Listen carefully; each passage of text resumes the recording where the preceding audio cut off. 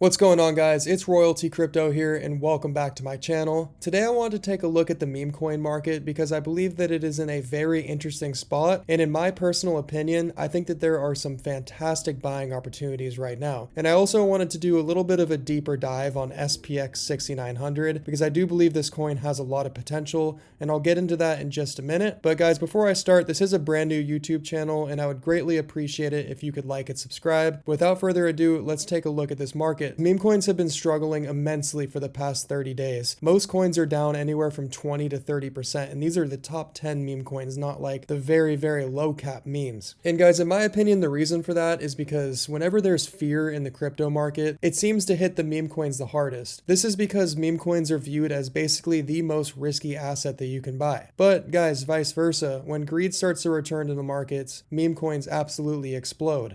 This is mainly because retail traders love memes, and everybody knows the potential with meme coins. I mean, some of these coins have made people millions and millions of dollars in the matter of a week. I mean, if you look at the run that Shiba Inu went on last cycle, you were able to turn $200 into like $1 million. And now, I'm not saying that that's going to happen with any of these top 10 memes, because it's absolutely not, unless you're investing, like 100K plus. But nonetheless, guys, retail traders will hear these stories of people making insane amounts of money with memes, and they won't really know much about the market or about any of the tokenomics with these coins or anything, but yet they'll still buy it because they think that they have the potential to turn a little bit of money into a lot of money. And that really does motivate retail traders to ape into these coins. And that's why you see meme coins explode during euphoric times. But guys, I don't want to get too much into that right now, so let's go ahead and take a look at the SPX chart. So as you can see here, SPX is currently trading at 64 cents, which is about a $600 million market cap. The 24-hour trading volume on this coin is relatively low at $23 million, but the reason for that, in my opinion, is because the idea behind this coin and what the community truly believes in is that this is an anti-trader coin. So the majority of the people that hold this coin do not trade whatsoever, and they're holding for the long term. And you can actually see that this idea is working when you look at the chart. Its all-time high was actually set just a couple of months ago during a time when a lot of the other meme coins and altcoins were struggling quite a bit. Also, you can see that this coin has been on a steady uptrend basically since it first gained popularity back in late 2024, which you do love to see. So I'm not as worried about the overall volume on this coin as I am with some other meme coins, but regardless, I still would say that I'd like to see this go up to at least around 500 million during a more euphoric time in the market. Overall, guys, I do believe that SPX is a bit of a difficult coin to give a true price prediction on, but I could potentially see this coin getting to around a $20 billion market cap if we get a crazy parabolic time in the markets for meme coins in particular. I think that that is definitely very reasonable just because this coin has a lot of attention,